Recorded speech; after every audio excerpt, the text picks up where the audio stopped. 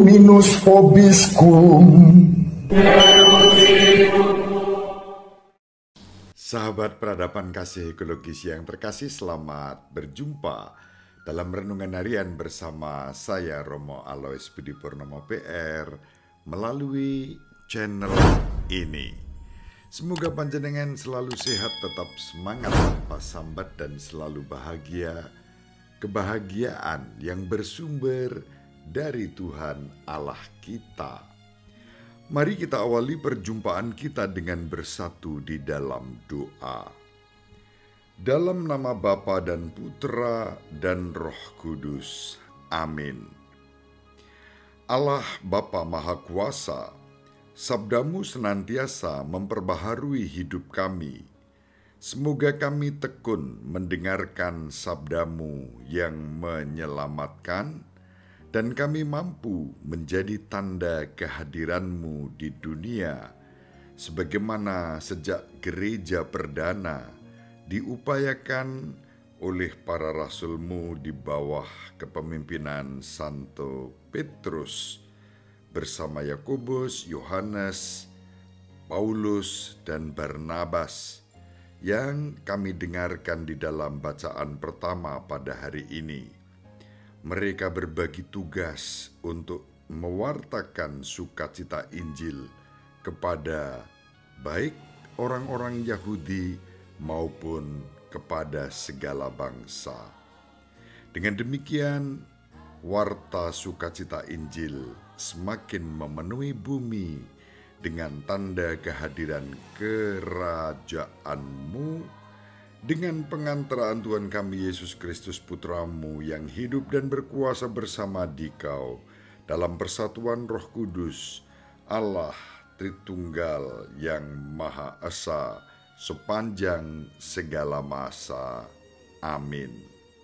Dalam nama Bapa dan Putra dan Roh Kudus. Amin. Sahabat peradaban kasih ekologis yang terkasih, kita melanjutkan membaca bacaan yang pertama yang diambil dari surat Rasul Paulus kepada umat di Galatia, bab 2 ayat 1 sampai 2, dilanjutkan dengan ayat 7 sampai 14. Saudara-saudara, 14 tahun setelah dipilih Tuhan, aku pergi ke Yerusalem bersama dengan Barnabas, dan Titus pun kubawa serta. Aku pergi ke sana berdasarkan suatu pernyataan.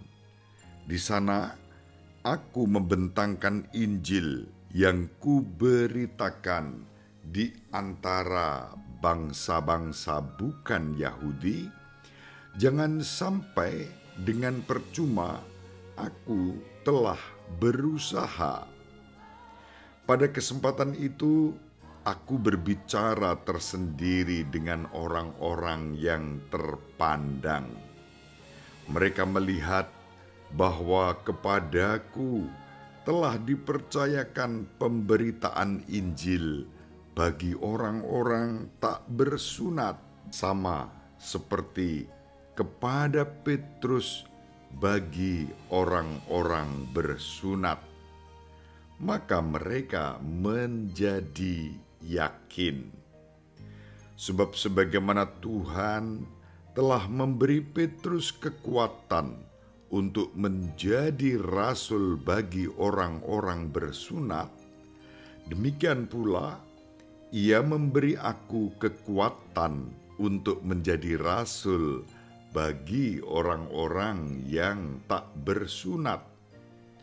Mereka pun menjadi yakin mengenai kasih karunia yang dianugerahkan kepadaku.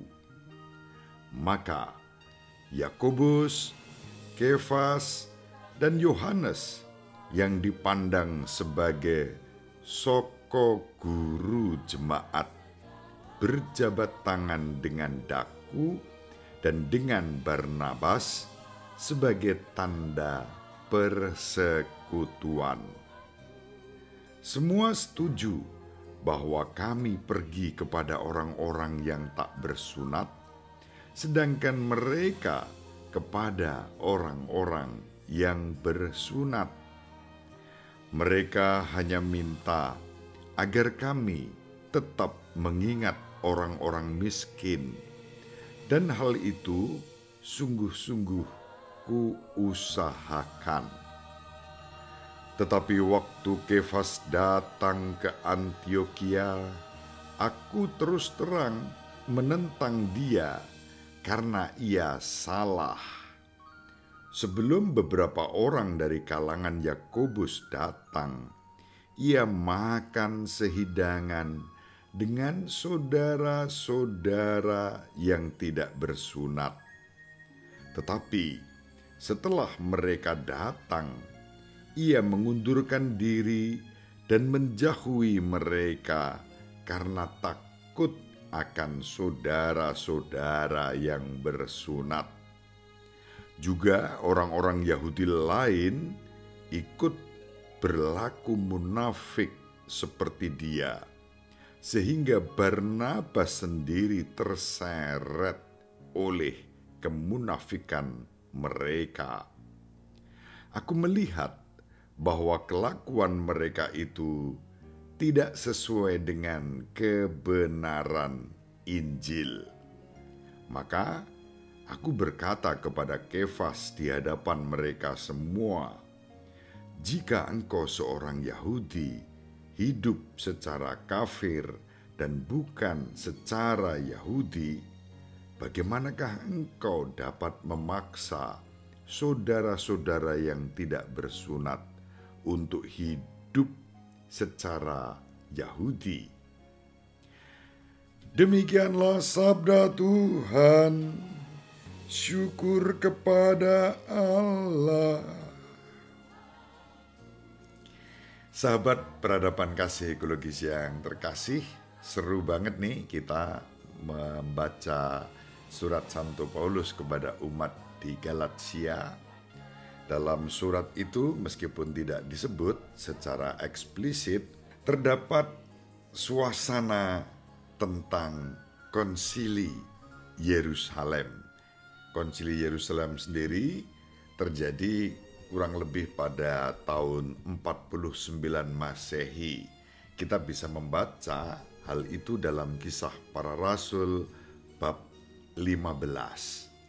Nah, tentang pokok persoalan yang dibicarakan oleh Santo Paulus dalam suratnya kepada umat di Galatia itu kurang lebih bertumpu pada apa yang menjadi isi pembicaraan dalam konsili Yerusalem yang tercatat di dalam Kisah Para Rasul bab 15 ayat 9. Sahabat peradaban kasih ekologis yang terkasih, kalau kita membaca surat yang tadi sudah kita baca dan merenungkannya untuk kita sebagai bahan renungan harian Katolik kita membaca bagaimana surat tersebut merupakan pembelaan Santo Paulus terhadap Injil yang telah ia khotbahkan selama beberapa tahun. Setidaknya disebut setelah 14 tahun Paulus mengalami panggilan sebagai rasul sejak mendapatkan penampakan langsung dari Yesus yang bangkit yang menyapa Paulus sebagai sang cahaya.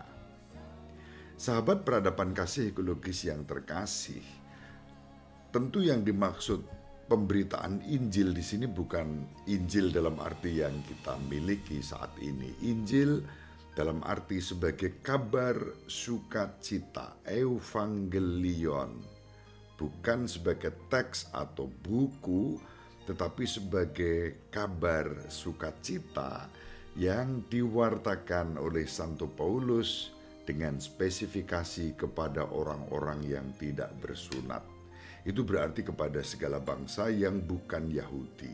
Sedangkan verifikasi kategori orang-orang yang bersunat itu merujuk pada orang-orang Yahudi yang masih mengacu dan mengikuti hukum-hukum Taurat Musa. Sahabat peradaban kasih ekologis yang terkasih, kalau kita renungkan surat yang tadi kita baca itu, terlepas apakah surat itu ditulis sebelum atau sesudah konsili Yerusalem yang tadi sudah saya katakan terjadi pada tahun 49 Masehi, surat yang ditulis oleh Santo Paulus mengemukakan argumen-argumen yang sama yang dibahas di dalam konsili Yerusalem, khususnya terkait dengan orang-orang bukan Yahudi yang percaya kepada Kristus. Apakah mereka harus mengikuti hukum-hukum Yahudi atau tidak? Mereka dibenarkan oleh iman mereka, dan keputusan sidang konsili di Yerusalem menyatakan mereka tidak perlu dibebani dengan hukum-hukum Taurat Musa itu. Sahabat peradaban kasih ekologis yang terkasih, di dalam konsili sendiri, kalau kita membaca dalam Kisah Para Rasul, Petrus berbicara tentang bagaimana ia berkhotbah atau mewartakan Injil kepada orang-orang bukan Yahudi, dan bagaimana hati mereka dimurnikan oleh iman. Itu dalam Kisah Para Rasul bab 15 ayat 9. Petrus berbicara tentang bagaimana ia berkhotbah kepada orang-orang bukan Yahudi dan bagaimana hati mereka dimurnikan oleh iman. Maka ini menjadi modal untuk memberikan otoritas kepada Santo Paulus mewartakan Injil kepada orang-orang bukan Yahudi, sementara Petrus, Yakobus, Yohanes memberi perhatian pada orang-orang Yahudi. Nanti Paulus dan Barnabas bersama dengan komunitasnya itu yang akan dikhususkan untuk mewartakan Injil kepada orang-orang bukan Yahudi. Yakobus yang pada waktu itu di dalam sidang Yerusalem dan sebagaimana disebut oleh Santo Paulus menjadi sokok guru bersama Petrus dan Yohanes, sokok guru gereja di Yerusalem dan di Antiokhia, bertindak sebagai uskup Yerusalem itu Yakobus. Yakobus yang bertindak sebagai uskup Yerusalem setuju dengan Petrus dan kemudian mengutip nubuat dari Amos tentang orang-orang bukan Yahudi yang berseru kepada Tuhan ketika garis keturunan Daud dibangun kembali dalam pribadi Sang Mesias. Itu yang disampaikan dalam Kisah Para Rasul bab 15 ayat 15 sampai 18, dan juga sudah dinubuatkan di dalam kitab Amos bab 9 ayat 11 sampai 12. Sementara beberapa hukum Musa dinilai tidak boleh dipaksakan kepada orang-orang bukan Yahudi yang percaya kepada Kristus, hukum Musa tetap menjadi sumber pengajaran moral baik bagi orang-orang Yahudi maupun juga bagi orang-orang bukan Yahudi. Akan tetapi, ada catatannya, Yesus memuji orang-orang bukan Yahudi sejak hidup karya publik Yesus. Yesus selalu memuji orang-orang yang bukan dari kalangan Israel, itu berarti bukan orang Yahudi, yang justru memiliki iman yang lebih besar. Bahkan beberapa kali terhadap mereka Yesus mengatakan tidak ada iman sebesar ini kujumpai di antara orang Israel. Misalnya yang disampaikan kepada kepala rumah ibadat, kepada Yairus, dan kemudian kepada perempuan Kanaan, Yesus memuji orang-orang bukan Yahudi, karena mereka mempunyai iman. Sahabat peradaban kasih ekologis yang terkasih, pada surat Santo Paulus kepada umat di Galatia bagian akhir juga digambarkan bagaimana suasananya pertama-tama positif. Karena apa? Paulus merasa diterima, diyakinkan, diteguhkan. Paulus senang bisa berjabat tangan, tanda persekutuan, dan kemudian perutusan yang mendapat restu dan otoritas dari Yakobus, Kefas, yang tidak lain adalah Petrus dan Yohanes.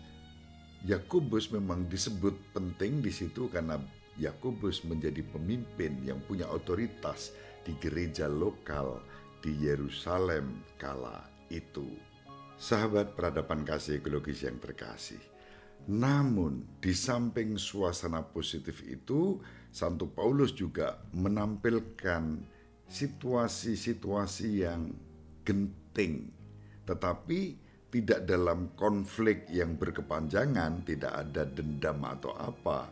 Ketika Paulus melihat Petrus dan teman-temannya termasuk Barnabas berlaku munafik, yaitu bergaul dengan orang-orang non-Yahudi, bahkan makan dengan mereka, tapi kemudian mundur ketika ada orang-orang Yahudi datang.